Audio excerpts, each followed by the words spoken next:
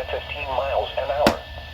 Expected hazards include ping pong ball size hail and 60 miles an hour wind gusts. This is a radar indicated threat. The following impacts are expected. People and animals outdoors will be injured. Expect hail damage to roofs, siding, windows, and vehicles. Expect wind damage to roofs, siding, and trees. Locations impacted include Fairview, Ringwood, Cleo Springs, Longdale, Ames, Canton Lake, Orienta, Isabella, and Homestead.